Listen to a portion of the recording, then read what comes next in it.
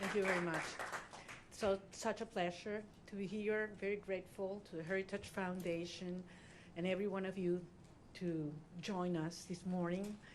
I have to say that looking back what has happened in the last years and especially in the last days, it seems like a miracle to be sitting here in a free country in front of people that have also given their lives to fight for freedom and justice and democracy. And that's why I am very honored, not only with the Heritage Foundation, but with every single citizen of this country that has welcomed us and has honored the immense struggle that the Venezuelan people has fought for so long. And finally, we can say that we are, yes, the threshold of freedom. On January 3rd, 2026, a new milestone was achieved, and we are definitely now into the first steps of a true transition to democracy that will have not only immense impact in the lives of all Venezuelans, those who stayed in our country, those who have been forced to flee around the world, but that will have immense impact in the region, in our hemisphere, and I will say even further in the whole world. Because what we have proven is that a people determined to be free, even without resources, without money, without the free press supporting, even facing the most cruel tyranny, can prevail, because the force of conviction and the force of love is the strongest of all. I am very proud to be part of these generations of Venezuelans.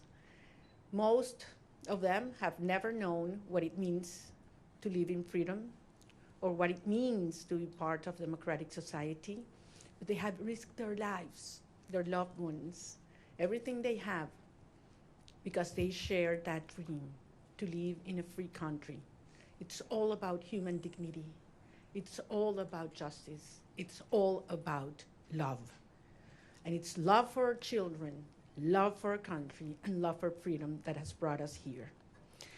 Now we face a very complex and delicate process.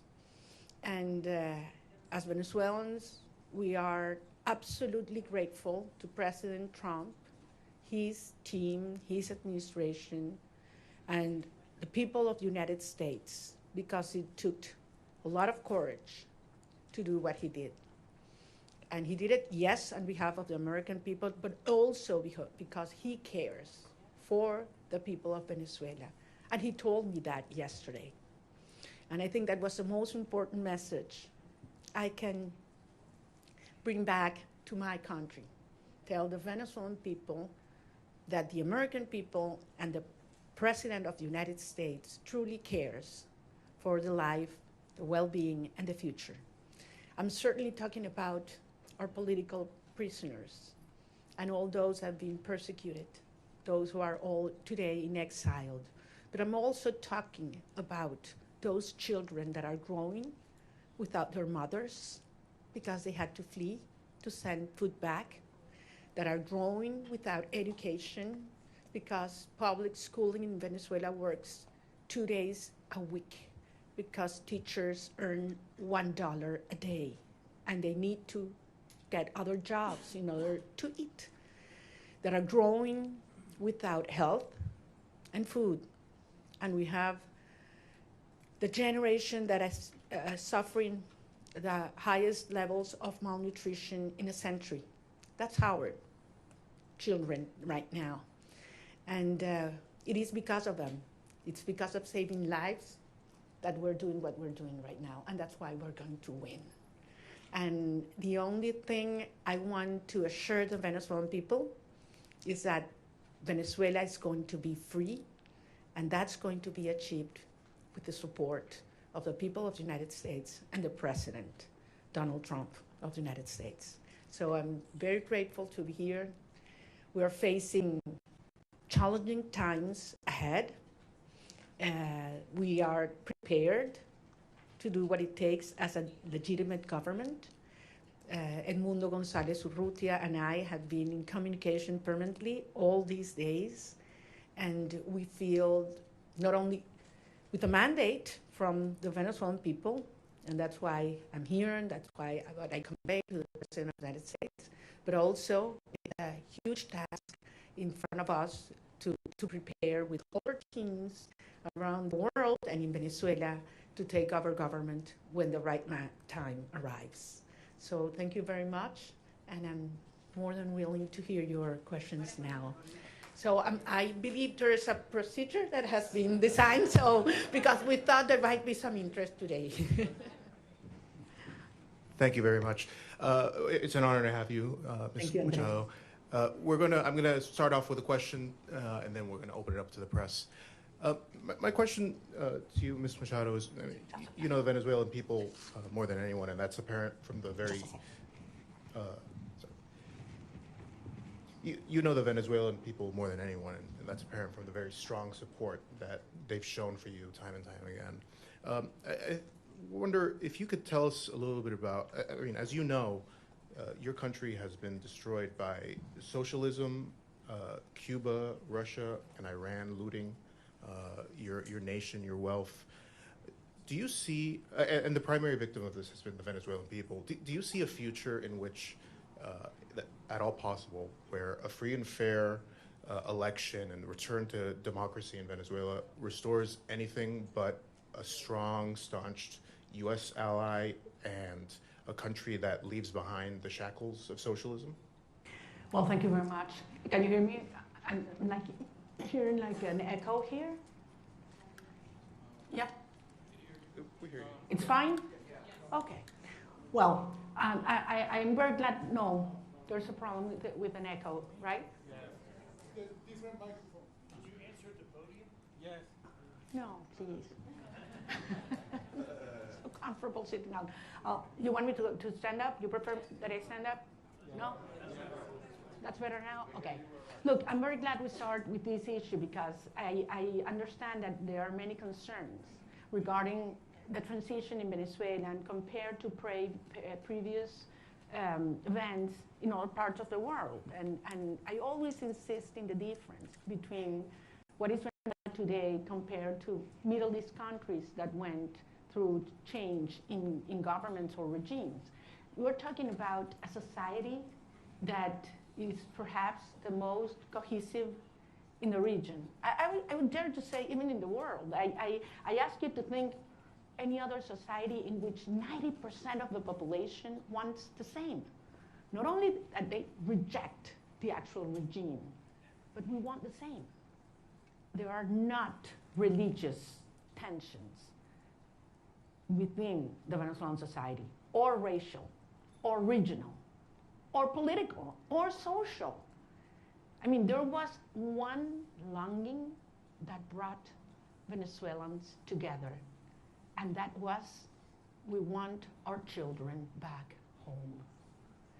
And it was that demand that I heard all around Venezuela in 2023, when we were moving forward to the primary process, that made me realize how powerful it was to unite a country, to tear down the barriers that the regime had built to divide us, you know, between rich and poor, black and white, left and right, military and civilians, and we brought a country back together.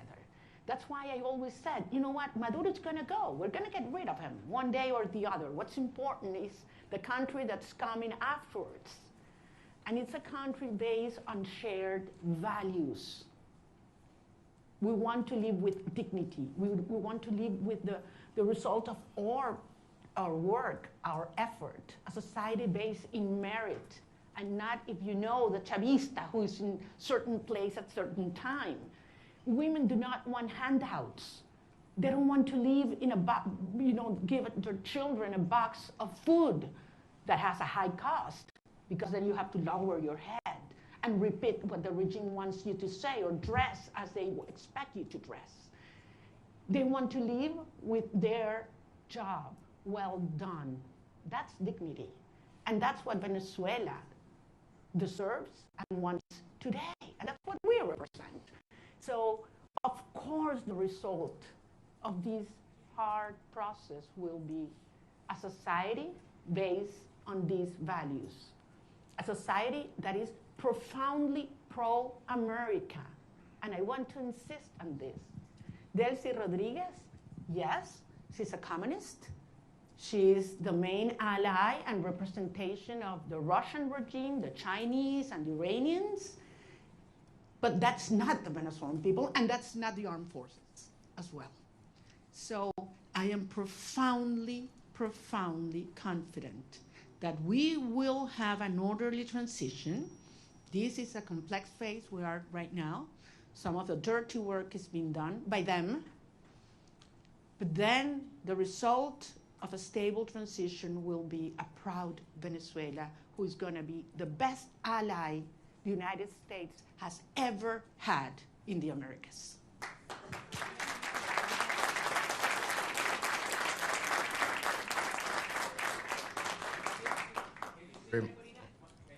We're going to have a person come up and. Sorry for that. I'm gonna leave. Thank you very much. Hi, thank you very much for coming. I realize there's a lot of interest. We're going to try to get to every question. I'm going to go through a list. There's outlets that have more than one reporter accredited, so I would like to please ask you to raise your hand so we can get one of our kind staff to bring the microphone to you as I call you out. Julio Vaqueiro from Telemundo, please. Hola, Julio. Hola María Corina, qué gusto verte aquí en Washington, D.C. El presidente Donald Trump, su gobierno, está hablando y trabajando con Delcy Rodríguez, así lo han dicho ellos. Usted le dio el Premio Nobel de la Paz al presidente Trump en su encuentro ayer. ¿Qué le dio el presidente a usted? ¿Un reconocimiento de su legitimidad como opositora con el mandato de encabezar esta transición en Venezuela? Gracias, Julio. Yo no vine a buscar nada para mí. Vengo aquí en representación del pueblo de Venezuela que eligió a Edmundo González Urrutia como presidente electo. Phone down. Put your phone down. Put the phone down. ¿A que lo baje? No, no. Oh, los teléfonos, ok. Entonces, repito, yo vine en representación del pueblo de Venezuela, que nos dio un mandato. Primero el 22 de octubre del 2023. Ay, no. Ya va, chicos, un minuto. Vamos a ¿se escucha bien o no? Cambiamos el Que vamos a cambiarlo.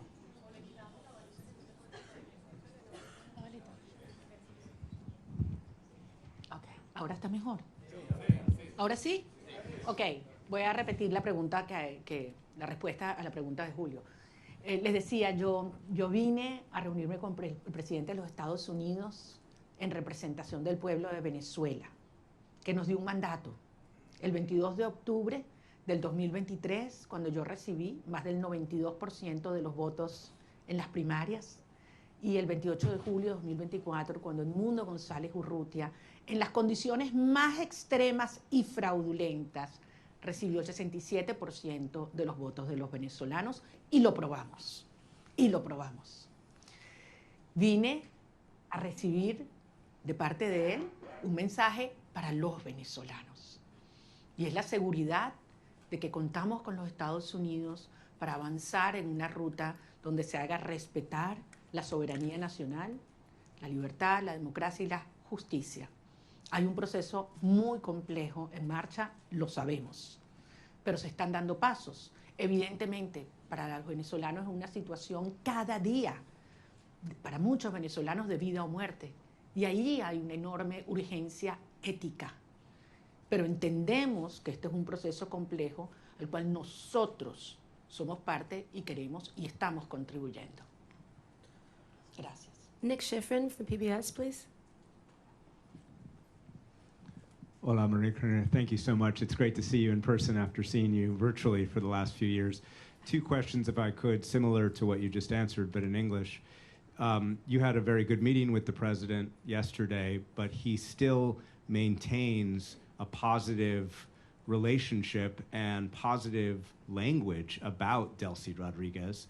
The CIA director was just there. So what's your message to the president and to the United States when U.S. policy is still to support the Chavismo government that still exists in Caracas.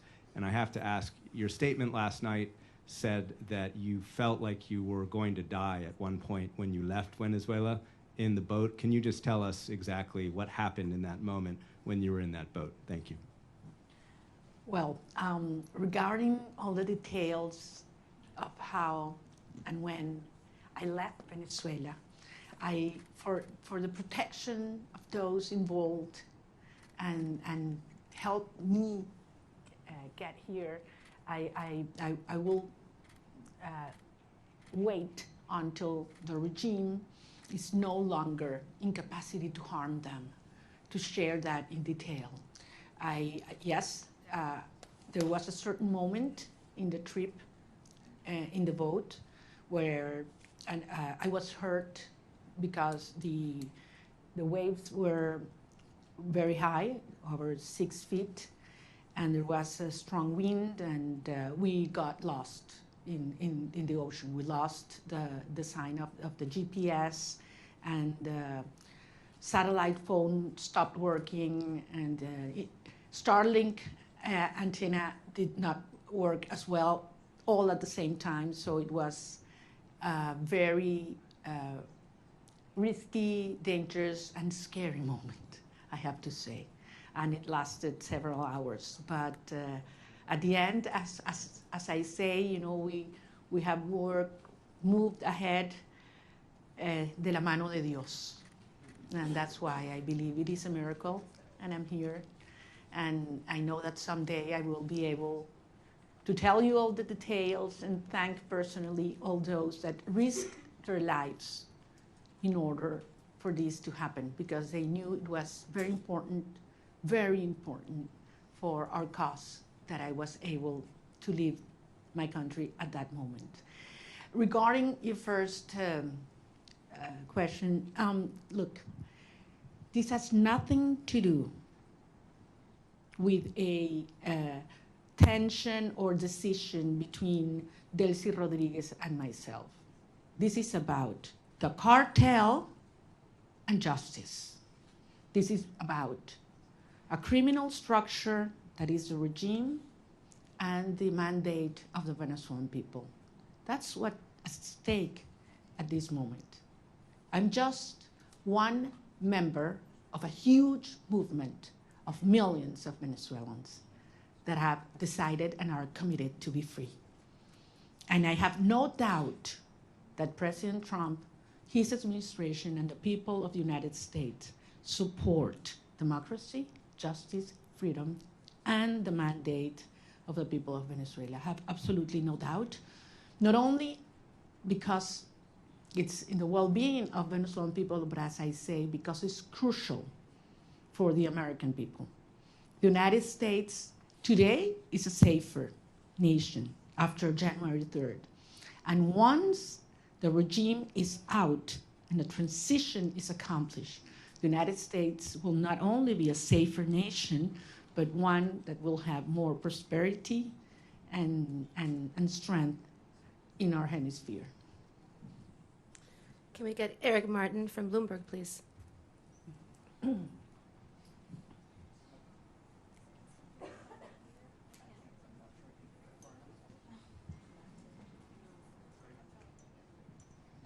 see. Sorry. Thank you. Maria Corina, would like to ask you about the timeline for democratic transition within Venezuela, because obviously the Constitution calls for within 30 days a new election. You've already been recognized by a number of countries, including the US in 2024, Edmundo Gonzalez as having won that election, and accusations that the election was stolen by the Maduro regime. As you've mentioned, you overwhelmingly won the primary in 2023. Do you have an expectation, is your expectation that the next step in this process would be a new election in Venezuela? Do you expect that to happen in 2026? Or what does the roadmap look like from getting from today's government by Delcy Rodriguez, the government de facto that is in control, to a democratically elected government? Thank you.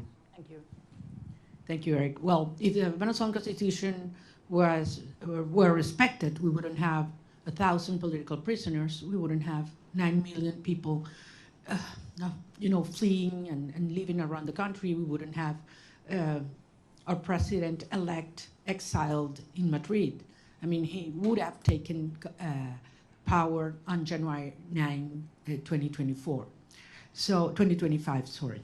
So we realize that there's no rule of law in Venezuela. I don't know actually if you're aware, Venezuela is currently in the last place globally in terms of rule of law. Out of 142 countries that have been evaluated by the World Justice Project, Venezuela is in place 142. So much for the Constitution. At the end, it is a matter of strength, and that was what made this process, starting on January 3rd, happen. I mean, that was the main difference. The regime realized that they are facing the strength of the people organized, but mostly, in this last phase, the strength of the democratic allies that are concerned about the structure of the regime, of the criminal regime in Venezuela. So this is a process that has several phases. We are in one that it's complex, as I said, in which the regime is forced to dismantle themselves some of the structures that have been maintaining them in power, starting with the repression system. That requires not only that all political prisoners are liberated, but that they are free. The fact that you are not in a prison doesn't mean that you are free. In Venezuela, they have left the jails, but they cannot speak to the press. They cannot leave the country, and they are still terrified. All torture centers have to be closed, and certainly there have to be guarantees for journalists to speak out, and those who have left the country to come back and organize and make the will of the people be respected. Eric, believe me, I understand the urgency. I have been speaking with the families, not only of those that have been freed or liberated these last hours, but especially with those that have not, and that they don't know where their loved ones are right now. They have simply disappeared. I'm talking about hundreds of people. Actually, we found out in these last hours that there were more political prisoners than we thought, because many families had been scared just even to denounce that their loved ones had been in prison or disappeared by the regime. So some of those that have been liberated were not even registered by us. So, and this is still in place. I mean, there is a criminal structure of terror, not only on the civilian population, but also in the military. So that one of the main urgencies and priorities that have to take place in the days to come is we need to dismantle that terror structure by the DGCIM or La Casa Militar, which are those that have committed crimes against humanity, and that are those that have not only the civilian but the military under terror and neutralized. Once these steps are taken, then we can move forward in the reinstitutionalization of our government, and eventually we will have free and fair elections. And I'm talking about governors, mayors, National Assembly. We need to have, the will of the people be expressed freely. I have to remember that in the last election, presidential election, where our president-elect Edmundo González won, nearly 40% of Venezuelans that have a right to vote couldn't do it because the regime wouldn't allow them. That's one of the main things we need to correct. Every single Venezuelan living in Venezuela or abroad should have the right to vote as soon as possible. Thank you. Gaby Peroso from BPI, please.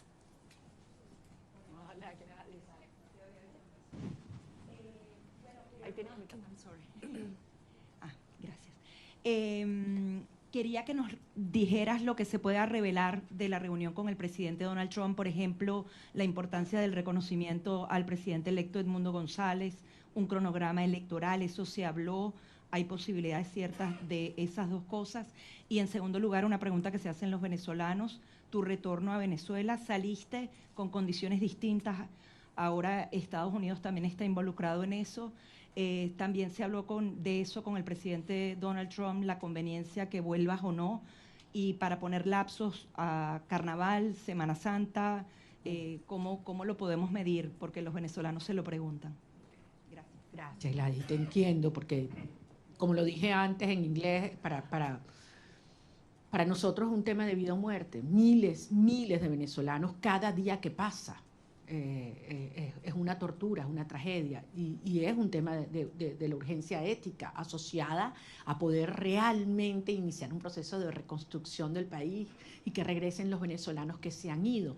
Como ustedes comprenderán, los detalles de la conversación con el presidente no lo voy a hacer público, es parte, por eso fue una conversación privada y yo soy rigurosamente respetuosa de los términos de cada conversación.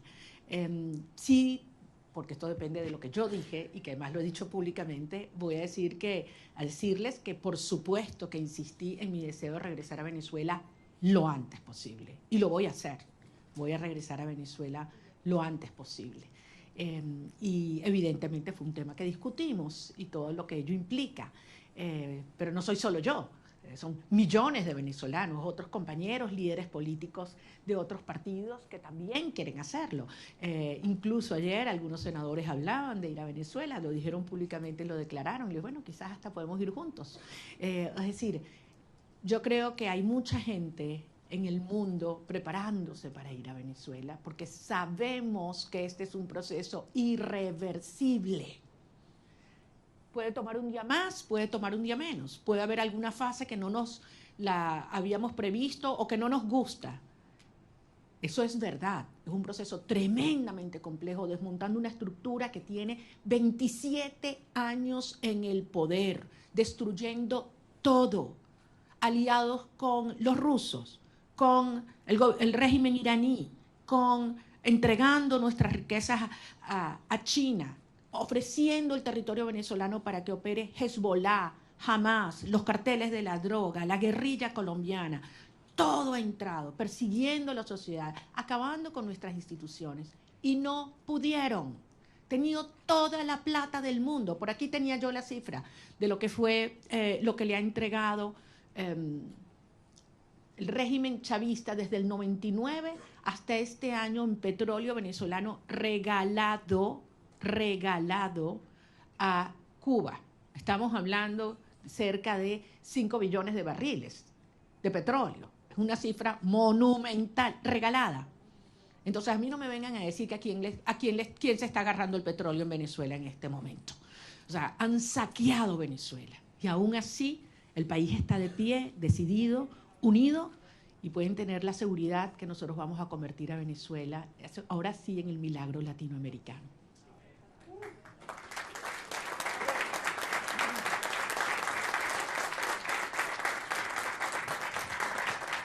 So this was supposed to last until noon. It is now noon, but if everyone's game to stay, we stay. Paolo Mastrolli from La Repubblica, please.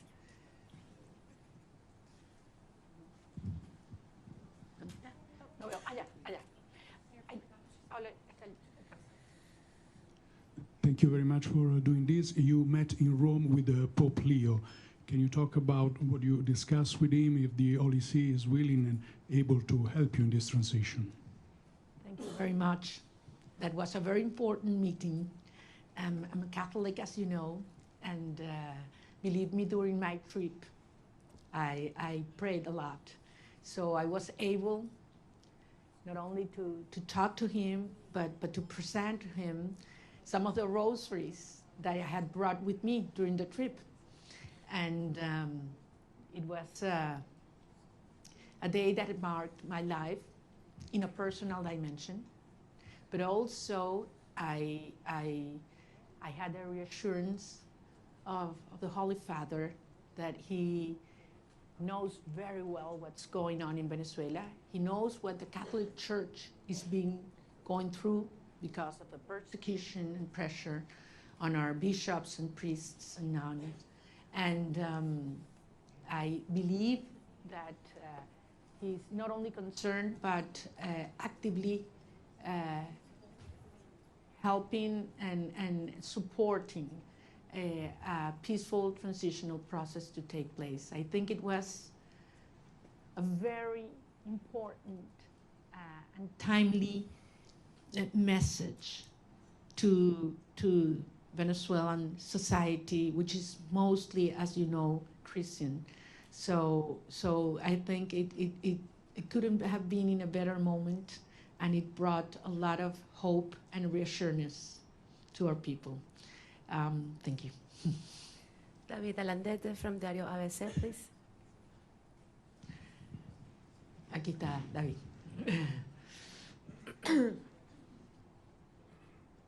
Tú no me vas a hacer preguntas porque tú sabes más que yo. No, no me digas eso. Yo me entero de todos los detalles de mis reuniones por ti, entonces. Ok, sorry about that.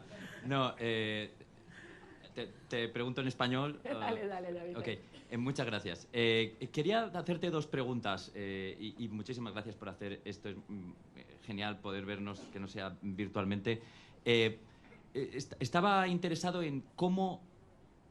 Se ha escrito mucho, se ha dicho mucho sobre cómo fue la visita, los términos. Sin revelar nada interno, ¿cómo te sentiste tratada y recibida? Porque creo que ese ha sido un punto muy importante en la cobertura de la visita. Y el segundo, ¿qué le dirías a la comunidad internacional después de haber sido recibida en la Casa Blanca? Me refiero a la Unión Europea, a otros países que han estado antes en mediación, pero no lo están ahora después de la operación del 3 de enero. Gracias. Muchísimas gracias, David. En primer lugar, nuevamente lo voy a repetir.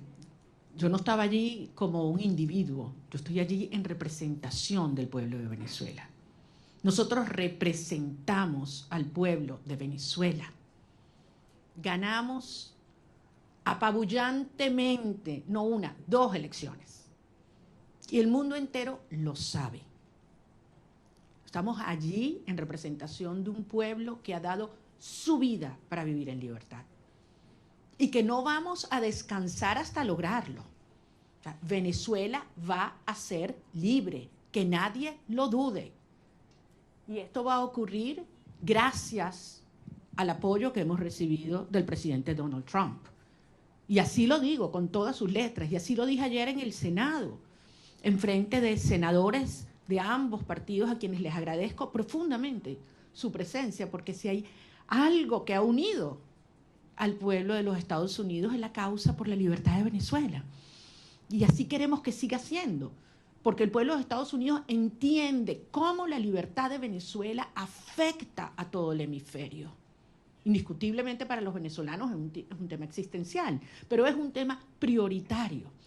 Yo sentí un enorme respeto hacia el pueblo de Venezuela ayer, cuando entramos a la oficina oval. Y no sé cuánto iba a durar la reunión, pero la verdad es que sentí que pasaba el tiempo, podíamos conversar de todos los temas con absoluta honestidad, crudeza. Bueno, ustedes me conocen como yo soy, yo digo lo que siento, lo que pienso, y con mucho respeto, sin lugar a dudas. Estoy nada más y nada menos que en la oficina del presidente de los Estados Unidos, frente al presidente de los Estados Unidos, pero consciente de la responsabilidad de este momento único. Y salí de allí, y se lo decía anoche en una entrevista que grabé con Rachel Campos, le decía, me impactó la preocupación que él me transmitía sobre la situación de los venezolanos hoy. Cómo están los niños, cómo están los jóvenes, cómo están los ancianos, cómo está el sistema de salud, cómo está el sistema de educación, cómo están las familias, qué planes tenemos. O sea, yo creo que quizás públicamente se da a conocer más las preocupaciones por temas económicos, energéticos, etcétera, pero yo ahí pude tener una conversación con un ser humano que le duele lo que están viviendo los venezolanos, que le preocupa y que está genuinamente comprometido con su bienestar. Por eso yo salí realmente convencida de que lo que necesitamos para sumar a toda la fuerza y la organización adentro en un genuino liderazgo global está en la Casa Blanca, y creo que servirá de ejemplo para aquellos líderes globales o mundiales que no han tenido la determinación de llamar las cosas por su nombre, porque todos lo saben. A estas alturas no hay excusas.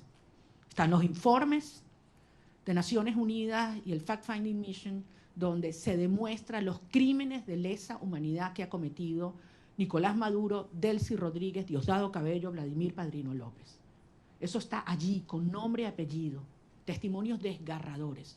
Entonces no hay excusa para ignorar el terrorismo de Estado como ha calificado la Comisión Interamericana de Derechos Humanos. Más allá de todos los crímenes de corrupción, narcotráfico, tráfico de seres humanos, de armas, todo lo que sabemos que sigue ocurriendo en Venezuela.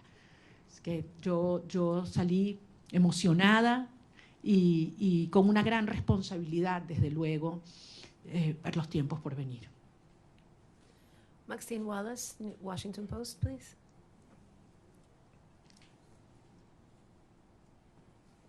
Maxine is not here. Washington Post. Washington Post, here.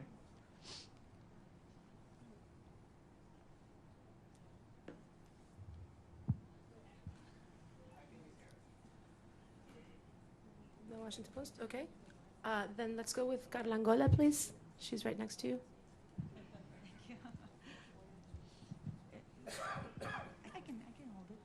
Ok, perdón. ¿Cómo estás, María Corina? Quería solo algunos detalles, ¿no? El primero que siempre me ha dado curiosidad sigue siendo, ¿cómo fue esa primera noche en la que dormiste sin estar en clandestinidad, sin haber estado todos esos años sin poder salir del país? Es decir, dormir una noche sin la sospecha o el peligro de que alguien te fuera a buscar. Eso siempre me dio curiosidad, que si lo pudieras compartir. Y después, en esa reunión, ¿pudiste conocer cómo te vas a involucrar? Porque el presidente lo dijo en algún momento, que tú vas a estar involucrada en alguna de las fases. ¿Pudiste descubrirlo en esa reunión? ¿Nos puedes dar alguna seña de cómo vas a estar involucrada y en qué fase? Y tercero, si pudieras decirnos si tú crees que Delcy Rodríguez, con ese perfil de miembro del cartel, de criminal de lesa humanidad, pudiera tener las credenciales para ser una candidata a la presidencia, si es que ella va a tener permitido eso con todo ese prontuario, si ella de verdad crees que debería o va a poder participar en esa futura elección justa y libre de la que estás hablando. Bueno, tú me conoces bien, querida Carla, yo no voy a especular. Yo voy a hablar solamente sobre los hechos y aquellos que además me puedo dar fe. En primer lugar, de la señora Delcy Rodríguez, creo que la justicia de los Estados Unidos tiene suficiente información, y la justicia internacional. Solamente les recuerdo que no solamente es ideológicamente comunista y muy fanatizada, pero además ha sido, como en el cargo de vicepresidente, quien ha supervisado y ejecutado todo el proceso de represión en Venezuela. Es decir, los centros de tortura están bajo su dirección y han estado bajo su dirección. Es responsable directa. Además, ha sido parte del diseño de bypassear las sanciones de los Estados Unidos, la justicia de los Estados Unidos, para poder obtener y seguir haciendo transacciones financieras con países que son enemigos de los Estados Unidos. Entonces, queda muy claro cuál ha sido y cuál es su perfil. Con relación al rol que vamos a tener el gobierno electo en estos próximos pasos, es algo que no hay que descubrir, es algo que hay que construir. Y ayer dimos un paso y evidentemente es algo que está en diseño, en construcción, y veremos día a día cómo va ocurriendo. Como yo se los decía siempre a los venezolanos, it's one day at a time. Ya estamos en una fase que es 1 hour at a time. Y como son las cosas en Venezuela, ya ustedes saben cuál va a ser lo próximo, ¿no? Entonces aquí nadie se aburre en materia de las dinámicas en Venezuela, porque están pasando muchas cosas. Y muchas veces, y yo sé que tú lo dijiste una vez, creo que David también, que cuando yo estoy más callada es cuando más duro estamos trabajando. Entonces sí les pido en ese sentido, y yo sé que los venezolanos tienen profunda confianza. Miren a dónde hemos llegado. Con relación, me meten mis temas personales, y esos son los que más me cuestan, a lo que fue la salida. Lo único que les puedo decir es que yo no dormí esa primera noche. Yo primero tenía 16 meses en los cuales cada ruido que ocurría, sonaba algo, inmediatamente me despertaba. O sea, tenía 16.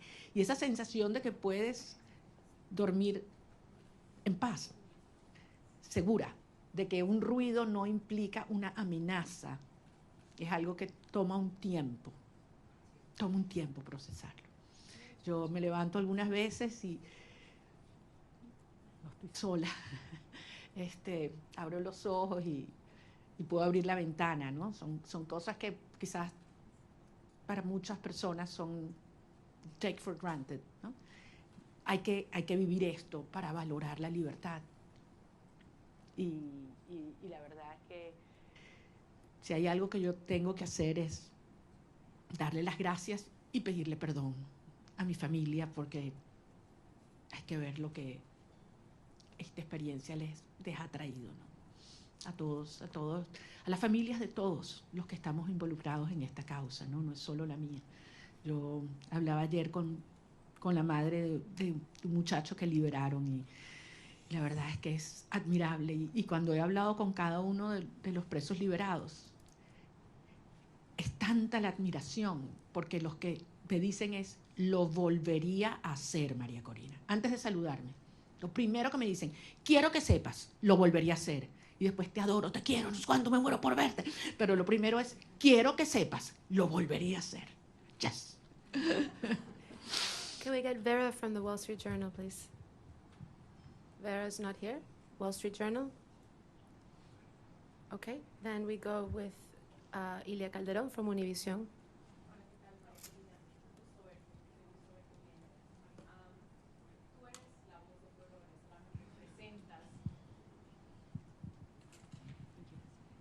Tú eres la voz del pueblo venezolano y representas al pueblo venezolano.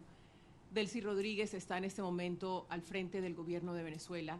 El presidente Trump ha tenido palabras para elogiarla y ha dicho que su gobierno está trabajando muy bien con ella.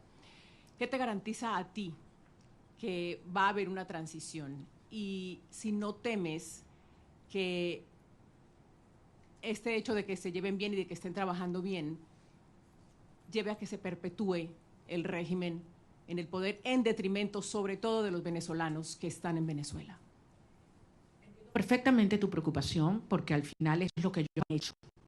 Pero recordemos, 17 iniciativas de diálogo. Esta no es la primera, de aproximación o negociación, acuerdo. 17. Todas, absolutamente todas, lo que el régimen buscó fue ganar tiempo, legitimidad y plata. Y se salió siempre con la suya. Todo lo que se comprometían a hacer lo violaron siempre. Entonces, es lógico que el pueblo de Venezuela tenga esta preocupación. Pero la señora Delcy Rodríguez en este momento lo que está es cumpliendo órdenes. Ella no está en un acuerdo a motus propio, ni cómoda. Ella está cumpliendo órdenes, porque al final, si algo demostró el 3 de enero, es que tenía que haber una amenaza real, tenía que haber fuerza real. El costo de quedarse en el poder tenía que ser más alto que el costo de la salida para que se diera este cambio de actitud en el régimen. Y los venezolanos hicimos todo lo que nos correspondía en términos de la organización, la movilización, la victoria electoral. Pero hacía falta el respaldo decidido de los Estados Unidos y finalmente llegó de la mano del presidente Trump. Entonces, esto es otra fase. Ahora bien, se tiene hoy un sector que está cumpliendo en el desmantelamiento del otro sector del régimen. Eso existe. Y desde luego se tiene la fuerza real y la amenaza del gobierno de los Estados Unidos. ¿Qué falta aquí? ¿Qué falta aquí en este análisis? La gente, el pueblo de Venezuela. Y eso es lo que nosotros representamos. La legitimidad y la garantía de una transición ordenada que tiene que tener el respaldo del pueblo de Venezuela. Cuando tú tienes un pueblo unido, no hay manera de ignorarlo. Y yo sé que ese no es el objetivo del presidente Trump o del secretario Rubio, todo lo contrario. Es acompañar y apoyar al pueblo de Venezuela en su derecho de ejercer la soberanía popular. Ahora estamos en una fase compleja que aspiramos poder cumplirla de la manera ordenada, controlada y más rápida posible. Yo no voy a adelantarme a poner fechas y a poner calendarios porque sería una irresponsabilidad. El 2 de enero, ¿quién habría pensado que estábamos tan cerca de iniciar esta fase? Y nos dijeron que era imposible, by the way. Nos dijeron que era imposible que ocurriera lo que ocurrió. Y hoy Nicolás Maduro está enfrentando la justicia internacional. Dime tú la magnitud del paso que hemos dado. ¿Estamos listos? Obviamente no. Pero fueron 27 años para montar esta estructura. Y estamos avanzando con paso muy firme. Y yo sé que esto se terminará acelerando y canalizando, porque finalmente los vectores están todos alineados. Falta, sí, como decía David, que algunos otros países alrededor del mundo, con firmeza y valentía, reconozcan que se está haciendo lo correcto y que lo acompañen. Yo creo que en este momento no es posible, porque depende de múltiples variables, pero nuevamente, trabajando duro para garantizar que podamos regresar a Venezuela con Edmundo González Urrutia también. Benjamín Álvarez, de Deutsche Welle. ¿No está Deutsche Welle?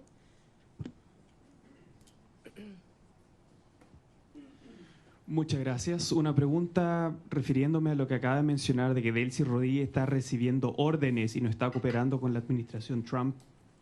¿Cómo ve esta reunión de 2 horas que sostuvo Delcy Rodríguez con el presidente de la CIA el día de ayer? ¿Y no le preocupa esta cooperación tan cercana que está buscando la administración de Trump con ella y con la gente cercana al régimen? Yo no quiero especular, no conozco los detalles. Ahora, si los Estados Unidos obtienen la información que necesita por parte de esta señora, yo creo que ese es el tipo de cooperación que nosotros esperamos, sin duda, y nos conviene, sin duda. Yo entiendo que para muchas personas esta es una situación difícil de entender. Para muchos venezolanos quisiéramos que esto evolucionara probablemente de una manera más rápida y trabajaremos para que así sea. Pero desde luego, pocas personas tienen tanta información sobre la estructura criminal de la tiranía como quien fue parte de su diseño. Así que sin duda tiene información que le debe ser de altísimo valor al director de la CIA. We're going to take a couple of questions in English. Eric from Politico, are you here? Please.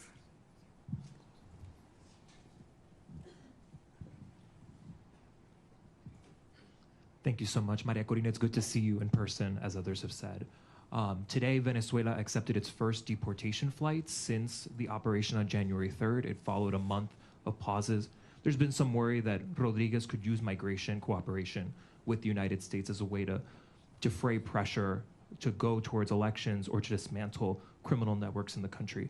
Do you share those concerns that she could use an issue that is very central to this administration's foreign policy? Thank you very much. We all know how this regime weaponized migration against several countries, not only the United States. And migration in Venezuela was designed by the regime. Wasn't, just spontaneously happened. It was designed by them. And certainly they've tried to use our people as a trade bargain, in trade to which is very, very painful. But I think everybody knows that the only way that we can have people on their own means, and talking hundreds of thousands coming back, is given the Venezuelan people the hope, the certainty that we will have a democratic future and security in our country.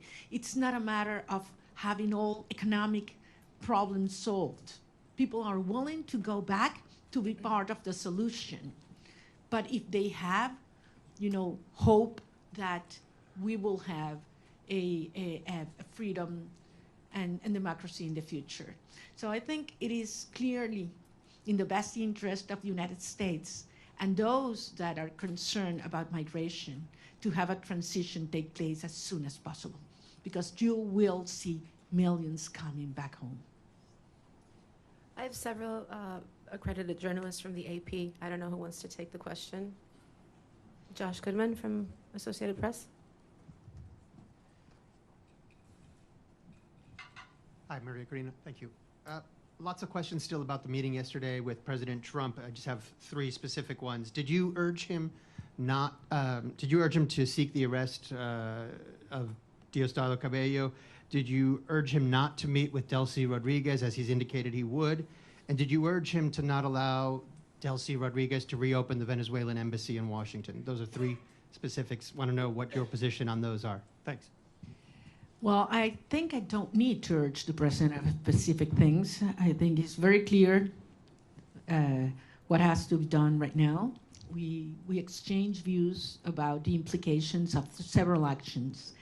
And I just want to tell you that I was very impressed of the degree of information he has, how closely he follows the situation in Venezuela, and how much he's concerned about the well-being of our people. Certainly, we did talk about the political prisoners and their families, and the importance to stop repression from the root in Venezuela right now, because you cannot talk of a transition, even in its first steps, if there's still repression in our nation.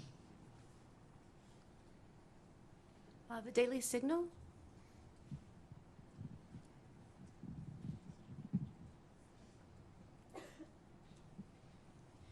Thank you so much. Wondering regarding your meeting with President Trump yesterday, do you believe that you earned the trust of the president? And did you all specifically talk about a transition of power in Venezuela in which you would become president? Thank you.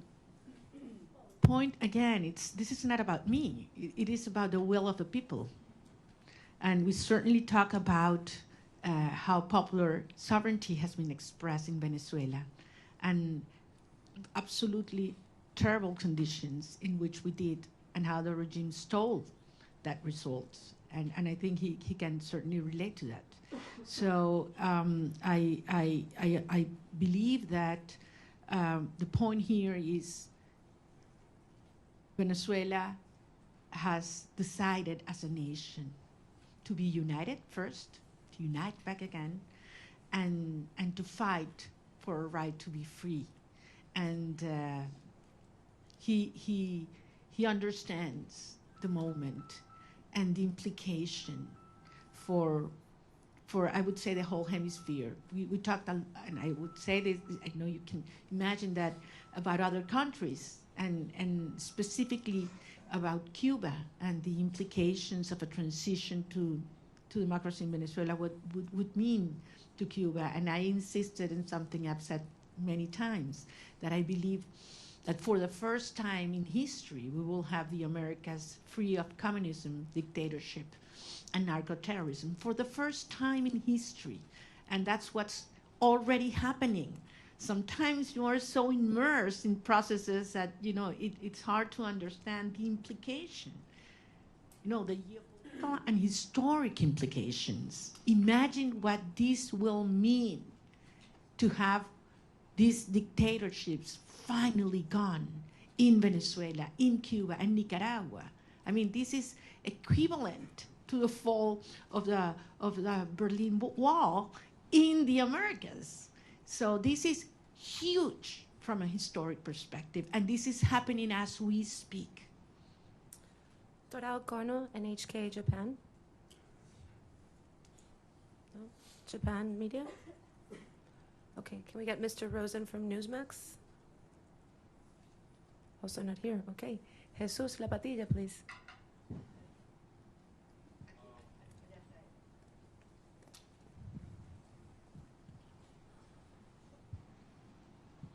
Okay.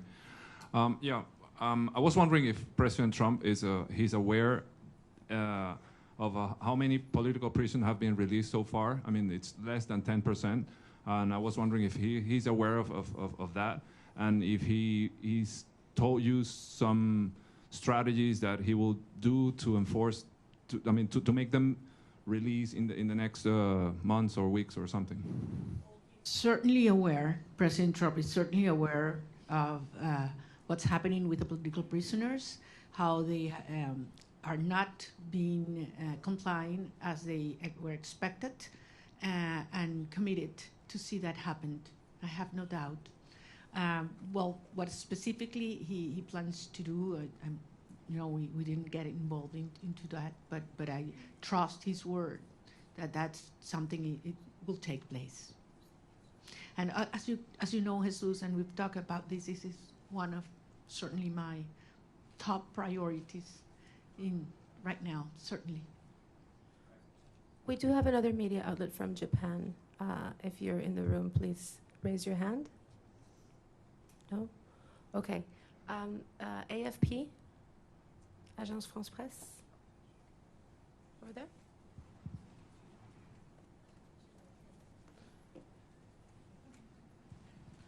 Sí, gracias. Gracias por la rueda de prensa. Señora Machado, quisiera saber, usted dice que es un proceso complejo. ¿Cuál es la primera prioridad? Ahora que salga de Washington, ¿qué es lo primero que quiere negociar o ver de parte del gobierno de Estados Unidos? Mi prioridad, a título personal o para los Estados Unidos. Bueno, en términos de esta fase hay que terminar de desmontar la represión. Insisto, no es solamente que una persona pueda salir de la cárcel, es que sea libre y que se detenga la puerta, lo que se llama la puerta giratoria en Venezuela. Te sueltan 5 personas y te detienen 10 el mismo día. Y eso está pasando hoy. Esto sigue ocurriendo hoy. Y entre otras cosas, les recuerdo que la estructura del poder en Venezuela no es monolítica y no es jerárquica, es heterárquica. Por eso la propia señora Delcy Rodríguez no tiene control. Cuando dicen que controla las Fuerzas Armadas, no controla las Fuerzas Armadas. Ella lo que controla es la estructura represiva que tiene anulada las Fuerzas Armadas, que en este momento es el DGCIM y también la Casa Militar, en la cual también tiene gran control Diosdado Cabello, con enormes tensiones en el alto mando militar. Las Fuerzas Armadas en más del 80% están con nosotros. Si no, no hubiéramos obtenido las actas el 28 de julio. Y eso es algo que el régimen lo sabe. Nicolás Maduro estaba protegido ¿por quiénes? ¿Venezolanos? No confía en los venezolanos. Él sabe que las Fuerzas Armadas repudian este sistema tanto como el resto de los ciudadanos de nuestro país. Pero las Fuerzas Armadas están amarradas, neutralizadas, aterrorizadas por la estructura represiva del DGCIM. Y esa es la estructura criminal que hay que terminar de desmontar. Una vez que eliminamos el factor represión en Venezuela, ¿cuánto dura el régimen? ¿Cuánto dura el régimen? Es lo único que les queda, es el terror. Es lo único que les queda, es el terror. Entonces, estamos en esa fase, esa es la prioridad. Y veremos entonces cómo avanzaremos en la reinstitucionalización del país hasta llegar a un proceso de legitimación de todas las autoridades democráticas. Pero les digo, al final hay algunas cosas que Delcy Rodríguez podrá entregar, obligada por la fuerza, porque le tiene terror al presidente Trump, ahí no hay ninguna duda. Pero hay cosas que jamás podrá Delcy Rodríguez, ni ninguna de los miembros de la estructura criminal proveer. Confianza, Estado de Derecho, reencuentro, participación y apoyo ciudadano. Jamás, jamás. Por lo tanto, esto no es sostenible y ella lo sabe.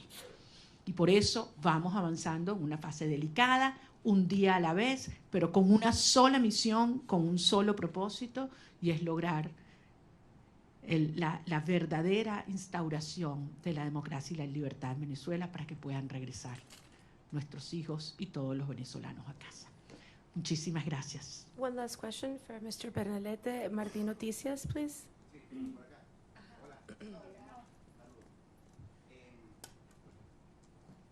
María Corina, gracias por la oportunidad, gracias a todo el equipo. Conversación que tenga prevista con el secretario Marco Rubio en virtud de recapitular un poco la orientación diplomática entre Venezuela y el gobierno de Estados Unidos, y hay alguna aclaratoria con los términos de cooperación energética entre Estados Unidos, dado que el secretario del Departamento de Energía dijo que hasta 2 años podría ser el control del petróleo en Venezuela. Bueno, nuevamente, las cosas en Venezuela se están moviendo rápidamente. Es evidente que mientras esté el régimen en el poder, no hay confianza para ninguna persona, para ninguna institución, para ninguna empresa, y por lo tanto existe este nivel de supervisión sobre los ingresos petroleros. Pero la transición en Venezuela, y como mismo dijo el secretario de Estado, las fases se solapan y esto puede acelerarse enormemente. Yo voy a tener varias reuniones en Washington y en otras ciudades sobre las cuales en su momento informaré. Prefiero no hacerlo desde ahora. Yo sé que ustedes entienden, por respeto a las agendas y a los acuerdos con mis interlocutores. Pero en todo caso, quiero darles las gracias. Créanme que es toda una experiencia interactuar con periodistas que pueden libremente decir lo que piensan, hacer las preguntas que les salen del alma y no las que les imponen, y poderlos ver a la cara con un backing que no sea blanco. Y con el orgullo de decirles que lo que viene es enorme, y que así como Venezuela hace 200 años fue el foco de la lucha por la libertad y la liberación de nuestra región, una vez más el futuro de la región de América Latina se está luchando en el suelo venezolano, y yo voy a regresar lo antes posible. Espero que muchos de ustedes puedan hacerlo conmigo también. Muchas gracias. Gracias.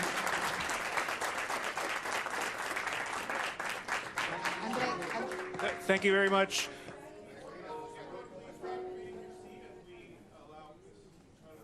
To file out, and then we'll all orderly come out the back. But thank you very much. Let's welcome or thank Ms. Machado for her time.